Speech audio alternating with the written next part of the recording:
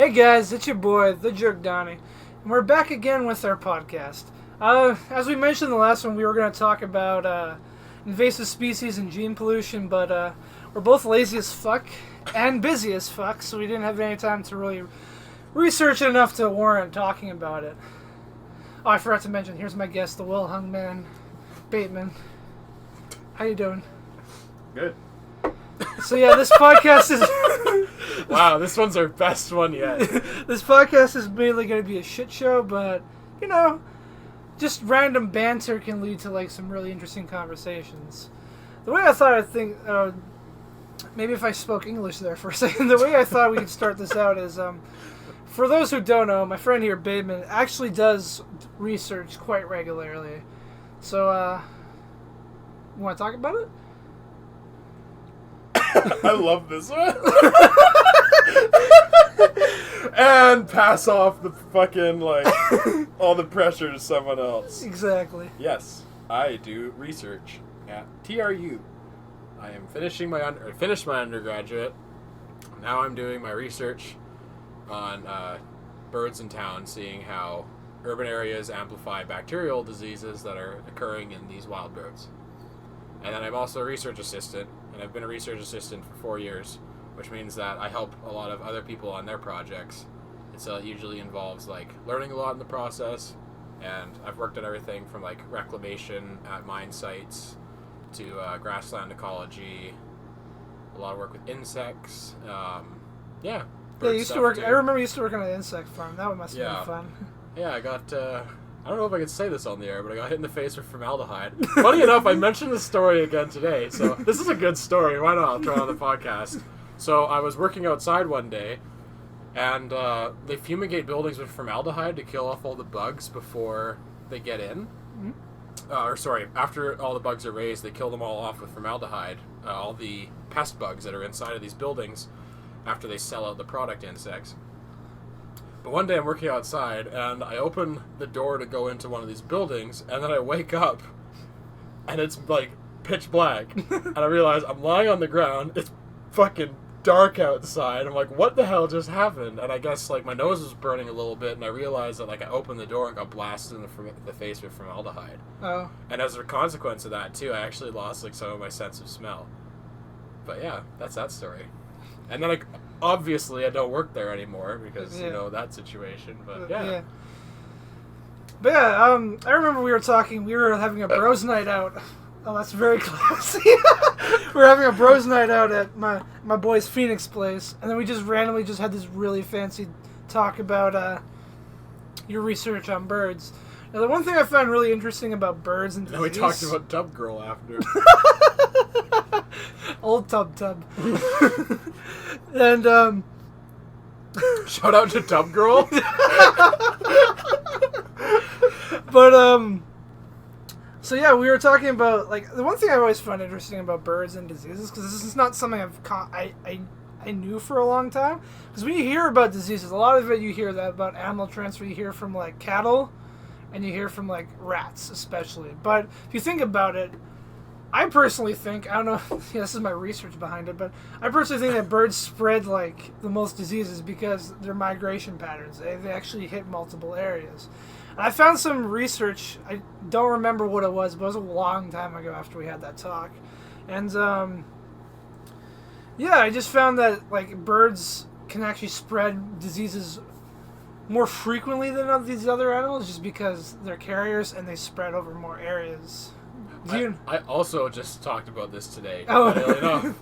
Enough. So, like, there's a yes and no portion of that. So, like, a lot of people do believe that, like, migratory birds are, like, a great cause of spreading these diseases. Yeah. And so there's been a lot of research on that. So, for one example is for, like, Lyme disease, which is caused by a bacteria, and that's spread through ticks.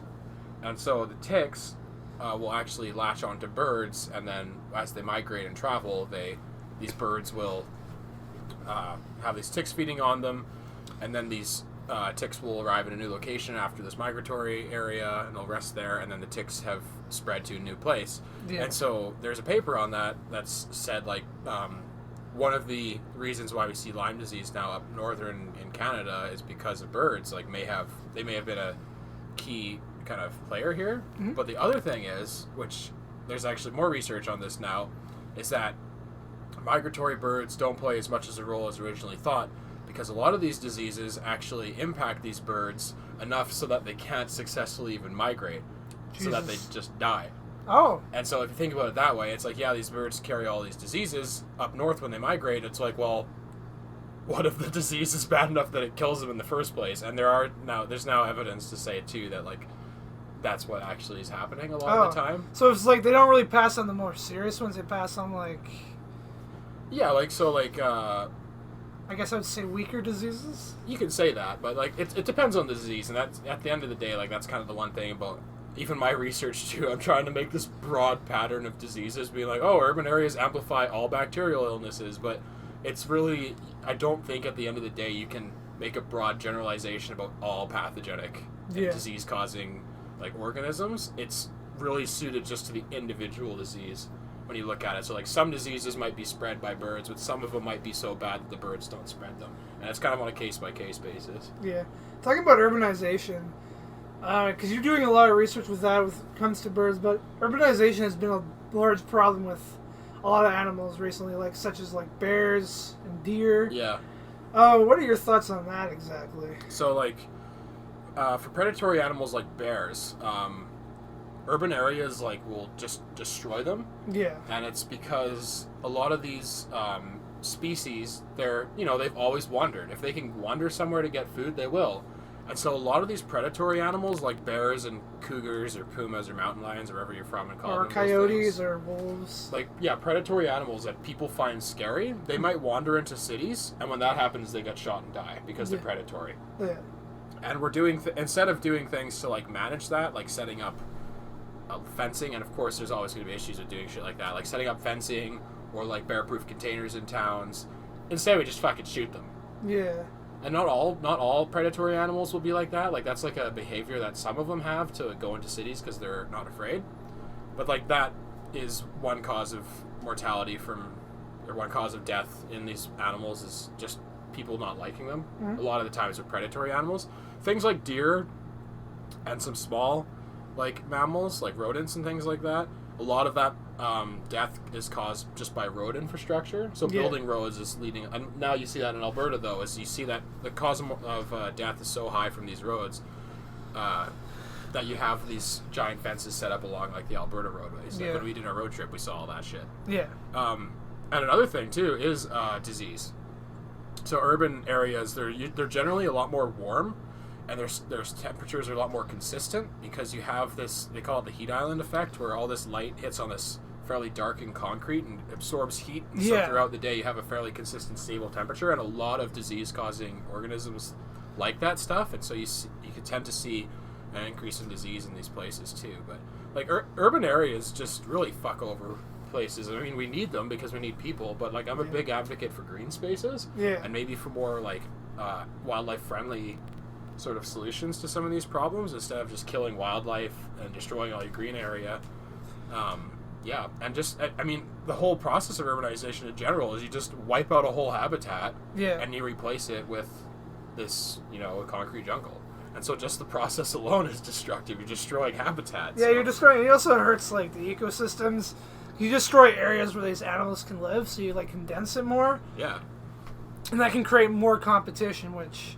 It's pretty bad in that sense. But the other thing I wanted to bring up about urbanization before I forget about it is a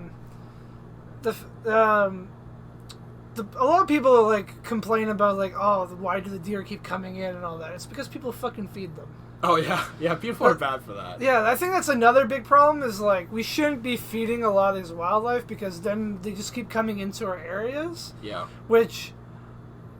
I don't think there's anything wrong if you live in the woods and there's, like, animals around you, but, like, in an urban area, it's more likely that they have higher migratory... I can't even say that more word. That they die more frequently. Yeah. They have more chances of getting disease. Yeah. They They don't have very good diets because they end up being garbage. Exactly. Yeah. Exactly. Or, like, people are like, well, would it be funny if I fed this deer some salami or something? You know what I mean? Yeah, that's true. Or you see people feeding ducks chicken and stuff like that. You know what I mean? Yeah, we talk about that's why like a lot of people in wildlife studies is they say like don't feed wildlife because you don't want them to become habituated to people. Yeah. Because that's when these problems emerge. Because then you'll have a lot of predators like bears. If you feed bears and you let them eat your garbage, they're going to become habituated. They're going to like that environment. They're going to keep coming back, and then eventually they're going to cause a problem, and get shot, and die. Yeah, exactly. So you want animals to be afraid of humans, because if otherwise they're just going to keep coming into these cities, and eventually they're going to get killed from something. Yeah. Because these are really dangerous places for I mean even for people. Yeah. But especially for wildlife. Well, to bring that up, to prove some evidence behind that, is in Kamloops alone, there is someone who works at TRU. I cannot remember her name, but she's a conservation... I can't even speak today. Conservationist? Anyways, she conserves the rattlesnake population here in Kamloops, because last year, I think 3/4 or like half of this rattlesnake population just died from getting ran over.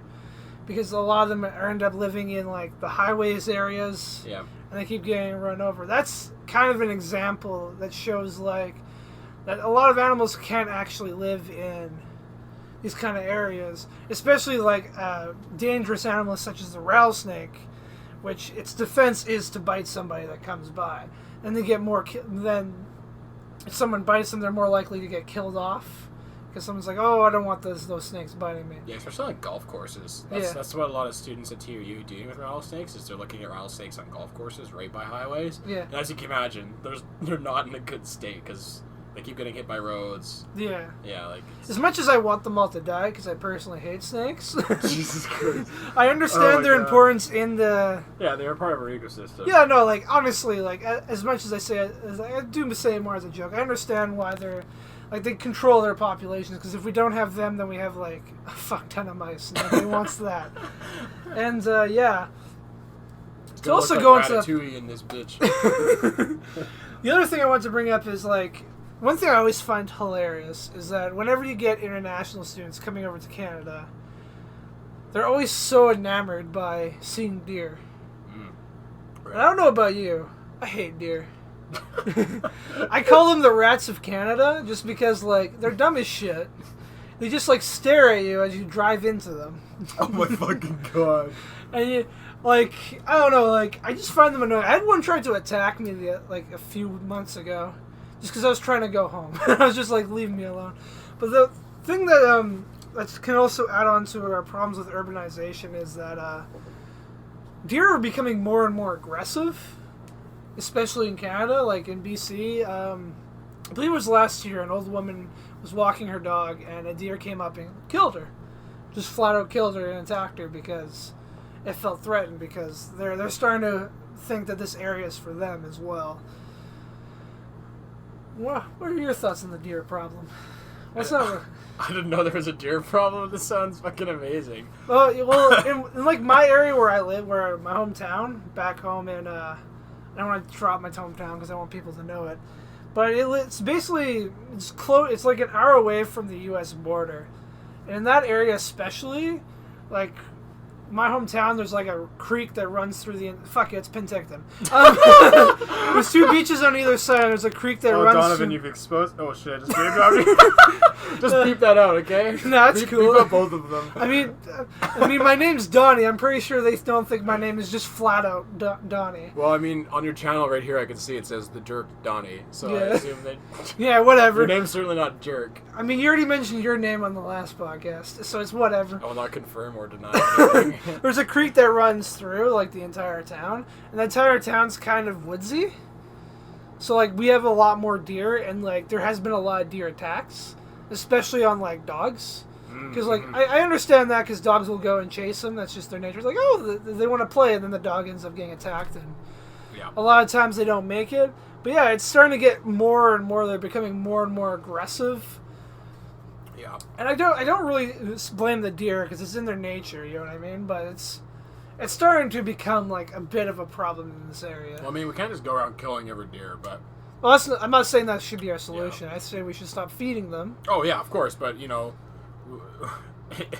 we say things that people should be doing all the time, but people aren't going to keep doing them. I think that's true, too. Yeah. But I don't know. I think like the problem. I think that's the thing about like a lot of the problems we're talking about is we're not very predictive people. We're always really reactive, and so we're not going to do anything about these problems until they get so bad. Yeah. Right. Like that's the shitty thing, and like if I feel like that's true, like that, wildlife are getting more used to human environments because the longer they stay around, I think the more comfortable they're going to get with them. Yeah.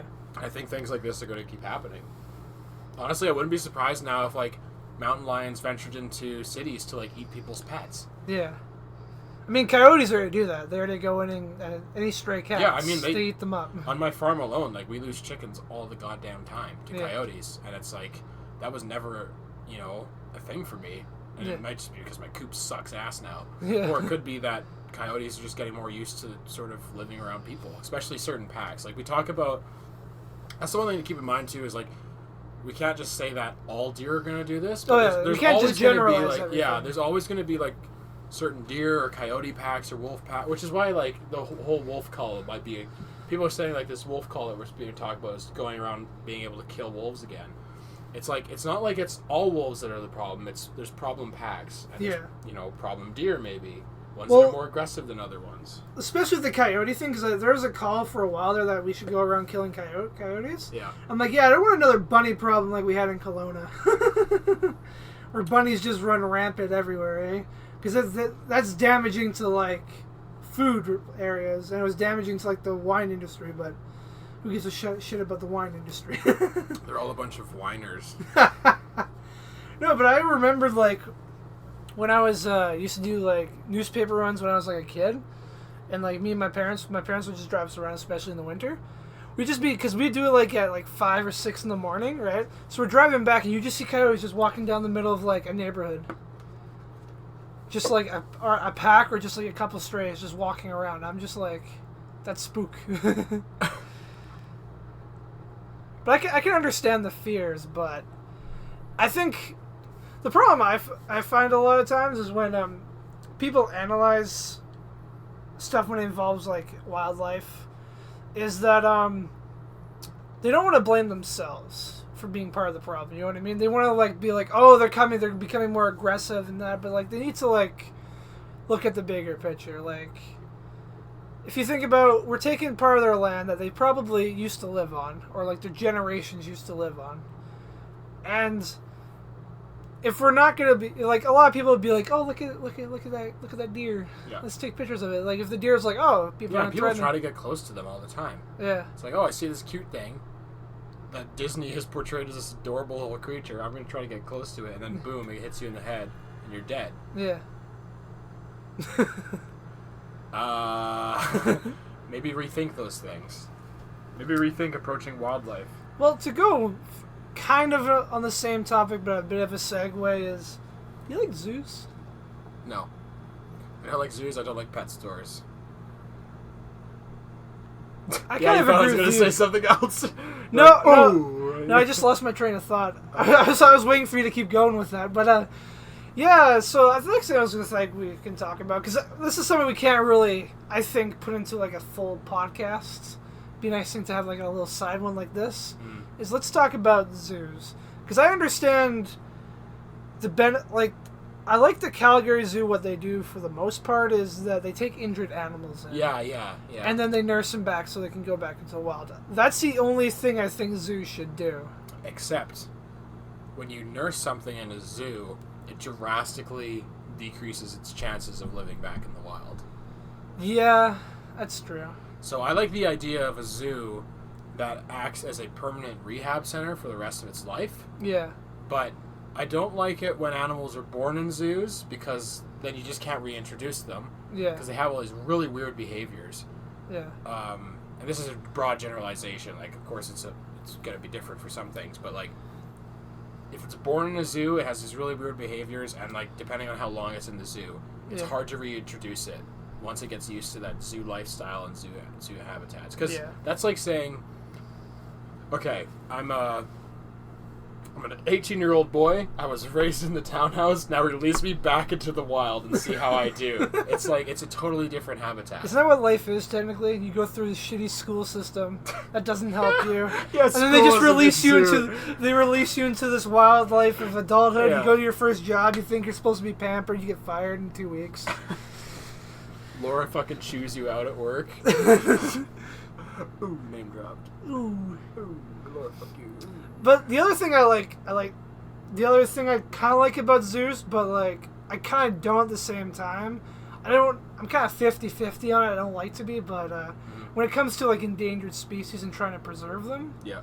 because I understand like them wanting to keep them in the zoo so you can preserve their life, but it doesn't exactly allow them to, you know, become more successful in the wild, be more survivable if they're in this fictional area, you know what I mean? Yeah. So, I mean, like, that's the thing is, I like zoos because they can act as, like, small sanctuaries for things. Yeah. Animals that are injured and can't be returned to the wild, Yeah. which still offer, like, one of the good things about zoos is that it inspires passion in people for nature. Yeah. And that's really important for protecting the environment. Yeah. Is to have the more people with that sort of passion, the more people that are going to care about preserving and protecting nature. And so that's an important aspect of zoos. And when you have an endangered animal, or not even an endangered animal, but an injured animal that can't go back into the wild, and you say, like, well, let's give this thing a second life here at the zoo and also, you know, nurture it and allow people to have passion for these animals and use it as an educational opportunity, and that's awesome.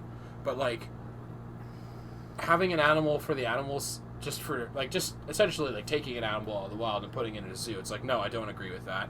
Or even, I don't know, raising animals in a zoo, that's what I said I'm iffy about, because you can sometimes have them get used to it and they just can't go back into the wild. So sort of like the business aspects of zoos, like zoos that focus on entirely on profit, like I'm not behind, but zoos that, you know, if they take an injured animal, which a lot of them are now, they take an injured animal and just give it a second chance at the zoo, like that's important to me. Yeah. A lot of animals here at our wildlife park are about that too.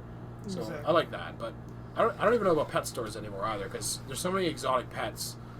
I like the idea of pets, but I don't necessarily I feel a little bad that some pets from pet stores don't have good lives. Yeah. Like, pet stores are about profit. And, Exactly. like, a lot of the time, so one of the cases is, like, bearded dragons. I love bearded dragons, but people, like, I see all the time, bearded dragons have to be one of the most, like, abused animals, because people don't get any sort of education at a pet store about how to treat them properly and raise them properly. And like a lot of animals at pet stores are just seen as merchandise, and so there's not a lot of education. They don't know how to treat them when they sell them. Like, it's just some and then you see them with stuff like they'll get like pikas in, like these exotic animals, and then you just see them like they're not treated well. Yeah, exactly. A lot of them end up dying in those cages. Yeah. Yeah, I'm also not really a big fan of a lot of pet stores, just because I don't like the way that, like, I think this might also be a problem I also have with, like, SPCA type thing, is that, they turn away a lot of, like, cats, like, stray cats. Like, I understand, like, I think it's also, like, maybe a problem with society, is a lot of people, like, get kittens, and as soon as they grow up, they just go. Yeah, that's release really them in the sad, streets, right? too. I think there should be a lot more restrictions and requirements, and maybe even like licenses and especially punishments for abuse like that. Yeah. Because that's a life. Yeah. Right? Like, if you do that to your kid, you'd be in jail for abuse like that. But for an animal, it's like, you know, there's obviously going to be some lawsuits and problems, but it's not as bad. And honestly, it's like we're just putting our own perception. That's the whole thing about thinking of we're above animals. Yeah. And putting that perception there is like, I think it's a very serious offense to have any sort of cruelty like that happen to an animal. Yeah. Yeah, I guess we should touch that on our animal rights thing. It's like, when you do something like that, because like when you introduce like a cat into like your family, or like a dog, or like even like a parrot or something, and then you just you just get bored of it, and then you just like release it, like it's like too damn bad. It's like, no, and then that adds to the urban problem. You just have a bunch of cats roaming the streets, a bunch of stray cats. I know it's a big problem in Vancouver right now. They have a bunch of stray cats, and then it invites in predators, because like the coyotes are like, oh, this is an easy meal. Yeah. This is a coyote versus a cat. A coyote's gonna win every time. So that's just creating this cycle of problems. That's a fun little biology thing I can mention, though, is that, like, stray cats are actually a huge problem. Yeah.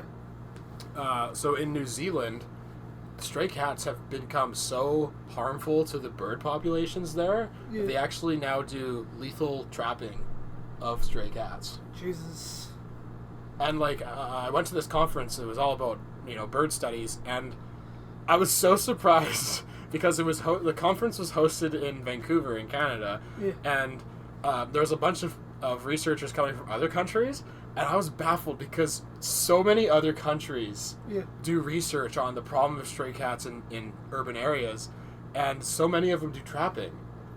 And, like, everyone here in Canada and North America is like, what the hell? We don't have those studies, and, like, we don't think it's a problem, but it's just our culture that we think we're so close to these things. Oh, no. I fuck it up. No.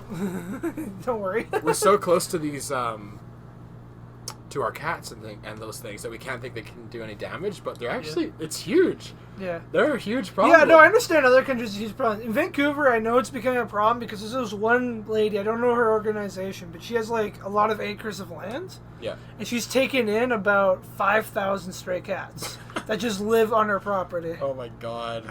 Because apparently a lot of people in Vancouver just want to get kittens, or, like, they want to get puppies. And as soon as they grow up, they're like, this is too much work. Mm-hmm. I think people need to be, like, research a little bit more before, like, they take on that responsibility. Yeah, I mean, like, you're just going to be maintaining a population of 5,000 cats, but that's an interesting thing I might bring up is, like, when is it the right time as sort of an animal rescuer to euthanize an animal? Because a lot of people do it because of financial reasons. Yeah. Because they can't give it a good life. And so they euthanize it. A lot of times it's euthanized because there's a risk involved with the surgery. Is like it might not work. Well, yeah, I recently, one of my exes put down her cat because the surgery, like, it lost so much weight. No, it's you put down her pussy. No, but she had to put down her cat because it lost, like, so much weight in, like, 2 months that its bone structure got messed up. Oh, Jesus. So the surgery that it would have to take would give it, like, a 1% chance of living. Yeah. And it was then again, to be fair, it was also, like, 12 years old. So it lived a long life for a cat. Oh, cats can live to, like, 20. That's fair, but this one... This one was, like, it was not having it. It was, like, it was miserable. I mean, if I was living with her, I would have wanted to die, too. Just throwing shade at this ambiguous person. But no, apparently, like, it was miserable. Like, it couldn't walk anymore because its bone structure was so bad it could barely hold itself up. So they had to put it down. But I can understand those situations, like, if the animal's suffering. Yeah. And, like, the surgery will either make it suffer more or is unlikely to be successful, then I get that. Because, like, if I was in that situation and I'm suffering and, like, the surgery's not going to work out for me, then just put me down. Yeah. Oh, were you going to say something? No, go ahead. The other thing I was going to bring up is we talk about zoos as aquariums. Now, I generally have more problems with aquariums because they're more business orientated. Mm-hmm. And also they have this perception about them because it's about fish that people see, like, when people think of, like, animal hierarchy, like, who would they care more about? Mammals is generally at the top because we're mammals. Yeah. Birds, people generally like more than fish, I would say. Even reptiles, I would put them above that. Fish is, like, kind of in that category, like insects, where, like, we think they're just at the bottom of the barrel. We don't care about them. I think that's why a lot of vegetarians, like, still eat fish, like pescatarians. Yeah. A lot of people that are like, oh, I don't eat, like, animals. And I'm then like, what about fish? And they're like, oh yeah, of course I eat fish. Yeah. And it's like, that comes down to the whole percent. Maybe just because I wanted to get into marine biology at one point. I love fish. But, I like fish a lot too. Especially when you see, like, the one thing I have a problem with is, like, SeaWorld, where they have, like, seal shows, dolphin shows, orca shows. Yeah. Because there's a lot of mistreatment in those facilities. And the one thing I will say that's good, to not just like shit on all the aquariums, is like at Vancouver Aquarium, for a while there, they had a few dolphins that lost their top fins because of like the whole fishing problem that's going on in the Asian islands. And I think that's great because without those fins, they're not going to survive in the wild. And a lot of them get caught up in fishing when that's... we can go on to that if you want to. Finning practices are so sad. I don't want to talk about them today. That's that makes fair. me so sad. No, we can save it for another podcast so you can hear me yell for about hours straight about the fish. The anti-vax of Donovan.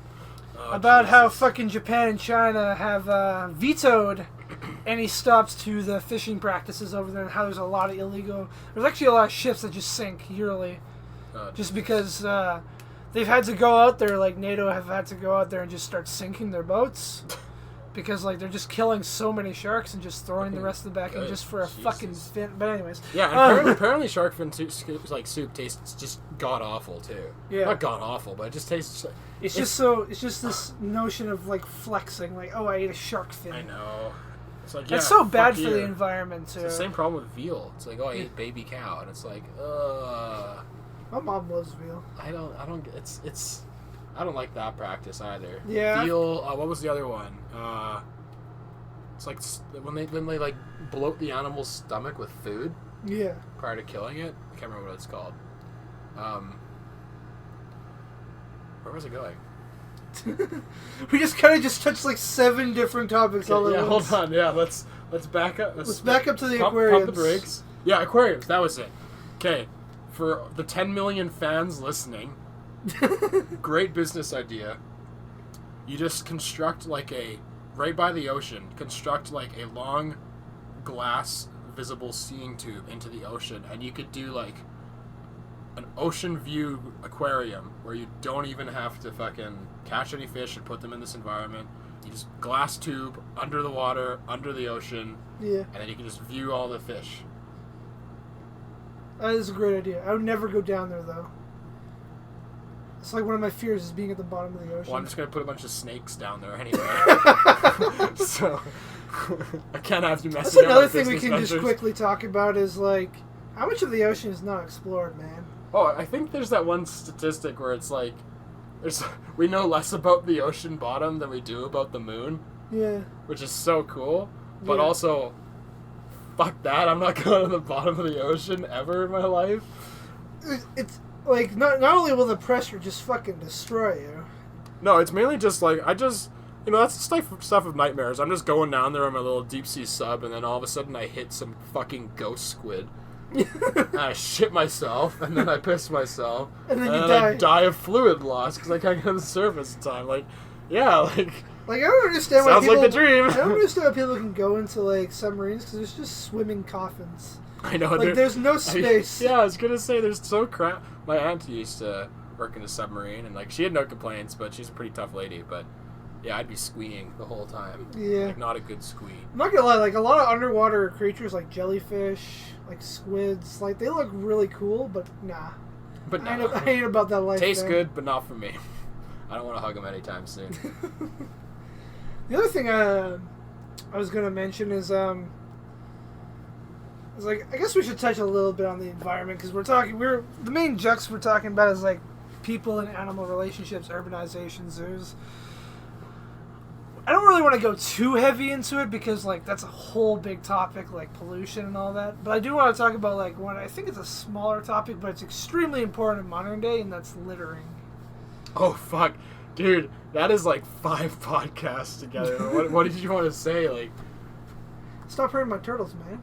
just I mean, I don't use straws anymore. I've never used like those whole like 6-pack rings anyway because I don't drink or anything like that. But yeah, littering's bad, and just like garbage in general. We have so much garbage. There's garbage islands in the ocean, and it's like why don't that it seems like the biggest problem. One of the biggest problems we're gonna face in the future is fresh water.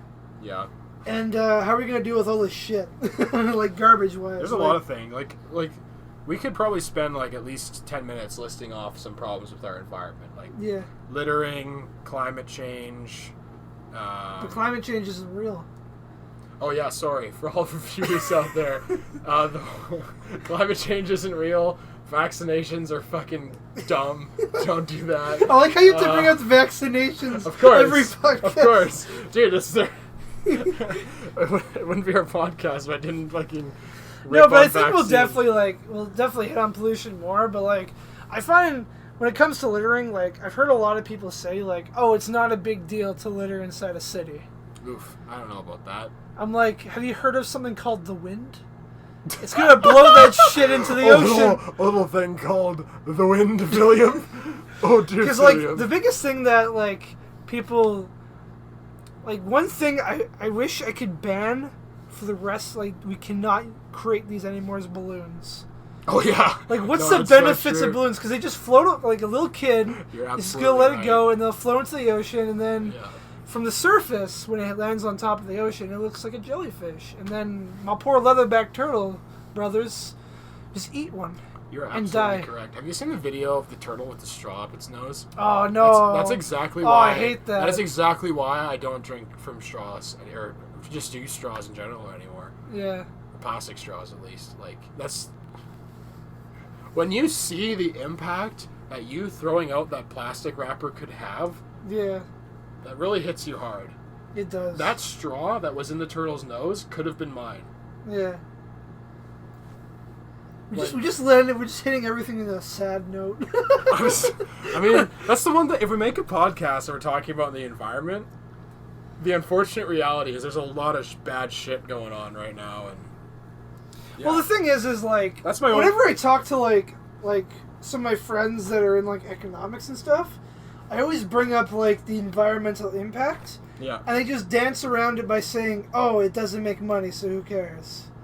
I know, right? And I'm just like, oh, well, you'll care when this whole planet's to shit and we all die. You'll care when that deer fucking comes off the side of the road angry because he burned down its house and it's just going to kick you in the nuts.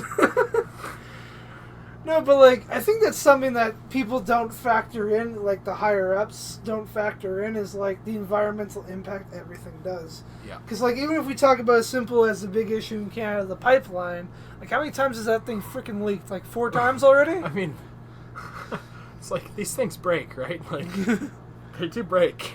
They leak, they break. Especially if it's human-made. We don't get anything right. Exactly. Yeah, we just need some other animal to build the pipeline for us. When we storm Area 51, these aliens will be able to build better shit. Let's talk about that. That's a great way to end. That's what I was going to lead to. Storm Area 51. This is a celebratory event. This is the first time in history where we're going to storm Area... Actually, that's not even true. But this is the first time in history it's going to work. I vow that on September 21st, me and my partner Bateman... No. We've already name dropped ourselves. The FBI is going to come to our door now. And say, No. I'm just saying we're going to do coverage of it on the 21st. Oh, like, yeah, we'll have what our news team. Yeah, that's what we're going to do, is just like do like a recap of everything that happened. Because it's happening on September 20th. We're not dumb enough to go run in there, because... You mean smart enough. Yeah, exactly. Bring our boys back home. Now, if Mewtwo flies out of that thing... I'm surprised you haven't wanted to do a podcast on, like, the biological aspects of Pokemon. Because that takes too much research. A lot of researching, you know everything about Pokemon. A lot of Pokemon stuff, if you look at the lore about it, it's based off of a lot of Japanese spirits and stuff like that. Uh-huh. It's based off of, I forgot what it's called. I usually check out Lockstain and Noggin. Please do a video with me. You're sexy as fuck. The first collab.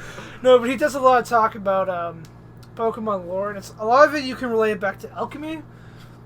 You can relate a lot to a lot of legends, especially like the Dunsparce that's plagued me for years. People don't know. I don't know why I do so many battles with Dunsparce. It's genuinely one of my least favorite Pokemon. It's genuinely, however, the best Pokemon. Yeah, that's probably because you and like my other friend are just like, whenever I say, hey, suggest what team to use it, Dunsparce. Little known fact, Dunsparce is an established the best Pokemon. I think this is a great way to end it.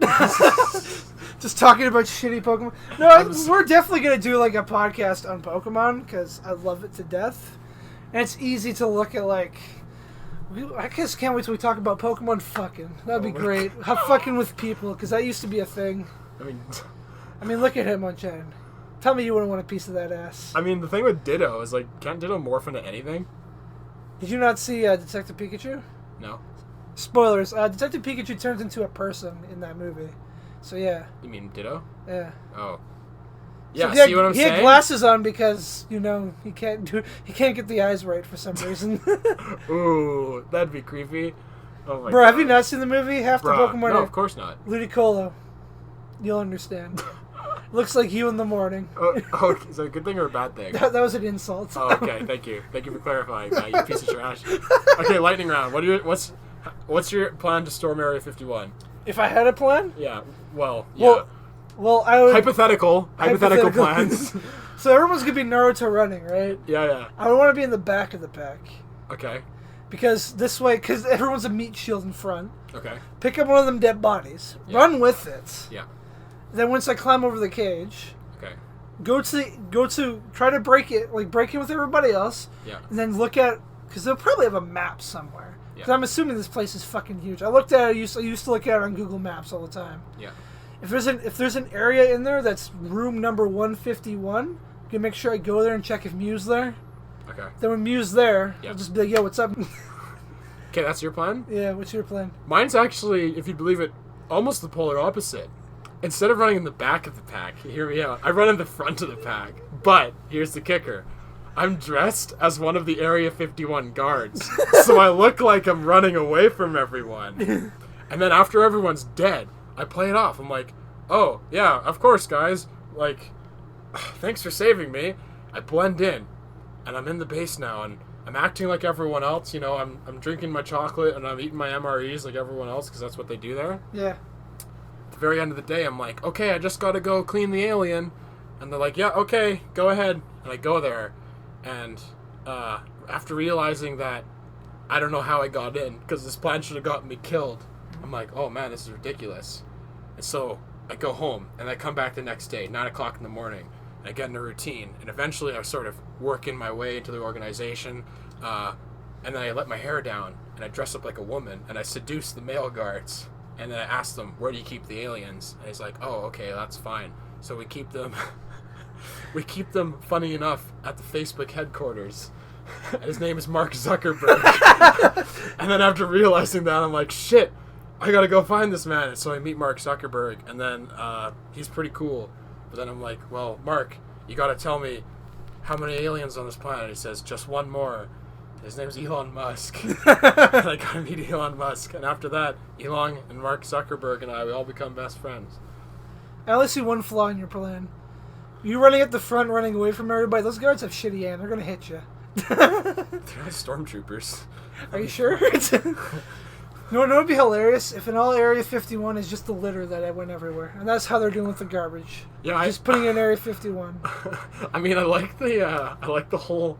It's almost like an anti-meme where if everyone storms Area 51, like all the guards are just gonna move everything there somewhere else, and they just get to this empty facility, and just everyone getting in there and be like, oh, like that's what I'm kind of hoping for that because I think it'd be funny, but I don't know. I think it's gonna be interesting because.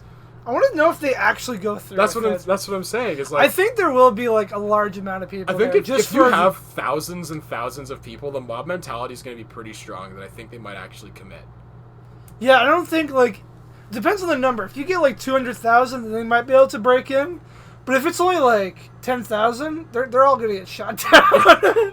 That is an army base. Yeah, I mean, there's a sign out there that says like lethal force will be issued or something like that. Like no, like apparently they're training the soldiers or like the guards right now to get ready for that day. Jesus fucking Christ! Like it's blowing up. But then again, like imagine if they killed like 1 million people. Who's gonna let them get away with that? I mean, China did it. Nobody cared. Oh. Tiananmen Square. Oh. Anyways, thanks for watching our podcast. I love Tank Guy. Hold on. Shout out to Tank Guy. I love Tank Guy. So now we're gonna get the Americans and the Chinese after us, because you just shout out like their biggest enemy. You know he disappeared, right? Yep. Tank Guy, if you're out there, and you're our one viewer, watch him contact. If he contacts us, I'll be freaked out. Tank guy, you're my hero. I will absolutely give you sanctuary. Anyways, guys, thanks for watching our podcast. What other people can we piss off? In the next episode, in the episodes coming up, the next one we're definitely going to hit on invasive species and gene pollution. Then after that, I think we should hit I want to hit pollution. We can make it like a part series, like we part 1 of pollution, then we can hit part 2 later. And I definitely want to do a podcast on like video game worlds, such as we can try to do the biology of it, such as Pokemon, Yu-Gi-Oh. Yu-Gi-Oh. There's some creatures in there. I want to do the biology of freaking Blue Eyes White Dragon. You mean Blue Eyes White Privilege? That needs to be on a shirt. Anyways, guys. Join us next time when we piss off the Russian government. Thanks as always for watching. And just remember, we're all just meat machines.